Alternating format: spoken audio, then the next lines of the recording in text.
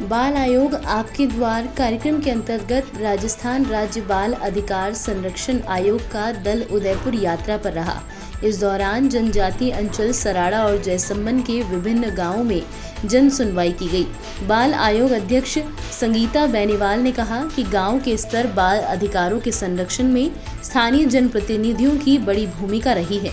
ऐसे में ग्रामीण अंचल के बच्चों के उत्थान के लिए जनप्रतिनिधियों को जागरूक होना पड़ेगा। बेनीवाल ने कहा कि ग्रामीण इलाकों में अक्सर बाल तस्करी के मामले ज्यादा देखे गए हैं। उसे रोकने के लिए उदयपुर में कार्यशाला आयोजित की जाएगी। जिला परिषद सभागार में प्रशासनिक अधिकारियों और एनजीओ से जुड़े लोगों की बैठक लेते हुए आदिवासी अंचल के बच्चों के सर्वांगीण विकास के लिए महत्वपूर्ण चर्चा की। जयसमंद इलाके में टापुओं पर रहकर नाव से सफर कर गांवों में पढ़ने आने वाले बच्चों को लेकर बेनीवाल विशेष चिंता दिखाई दी। जान जोखिम में डालकर टूटी फूटी नाव से जयसमंद झील को पार करते हुए स्कूल पहुंचने वाले बच्चों के लिए बेनीवाल ने कहा कि जल्द ही प्रशासनिक स्तर पर उन्हें नाव उपलब्ध करवाई जाएगी, जिससे उनकी जान को कोई खतरा ना हो। देखिए, 3 दिवसीय उदयपुर दौरा रहा, जिसके अंतर्गत हम जनजाति क्षेत्र तक भी पहुंचे। चाहे हम बात करें सराड़ा गांव की, हम वहां तक भी गए। बाल आयोग नाव के द्वारा उस टापू तक पहुंचा जहां पर 30 से 40 परिवार जन रहते हैं। उन बच्चों से बातचीत कर उनकी शिक्षा की जानकारी ली और उनके माता पिता क्या रोज़गार करते हैं, किस तरह से घर का पोषण करते हैं, उसके बारे में बातचीत की। अधिकतर जो हमारे पास समस्याएं आई, चाहे वो आंगनबाड़ी को लेकर बात हो, चाहे वहाँ सड़क तक नहीं पहुँच पाना वो बात हो, बारिश के समय वो बच्चे नाव में बैठ के स्कूल जाने में असमर्थ महसूस करते हैं। साथ ही में उदयपुर की जब भी बात आती है तो सबसे ज़्यादा चिंता जो है यहाँ से अन्य राज्यों में बच्चे जो रोज़गार के लिए जाते हैं, नाबालिग बच्चे और बच्चियाँ भी, उसको लेकर एक चिंता हमेशा रहती है।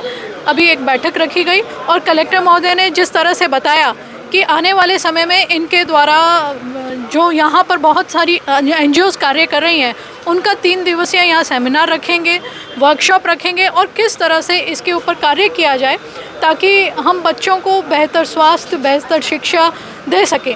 और उदयपुर जो कि एक पर्यटन स्थली है, वहाँ पर अधिक से अधिक किस तरह से रोज़गार के साधन हम उपलब्ध करा सकें ताकि हमारे जो बच्चे हैं वो अन्य राज्यों में रोज़गार हेतु जाते हैं, वो वहाँ नहीं जाकर इसी उदयपुर में उनके परिवारजनों को जीविका से जोड़ा जाए और बच्चों को शिक्षा से जोड़ा जाए। उस पर कैसे कार्य किया जाए, उसी को लेकर हमारा बाल आयोग का 2 दिवसीय दौरा रहा और हम सभी क्षेत्रों तक पहुँचे, हमने स्टडी की और आज उसी को साझा हमने यहाँ कलेक्टर महोदय के साथ किया।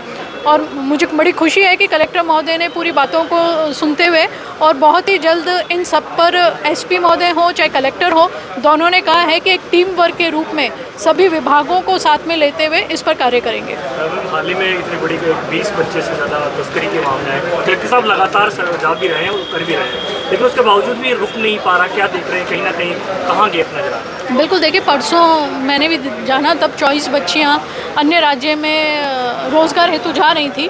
उनमें से 5 बच्चियों को रेस्क्यू कर यहाँ गृह में रखा गया।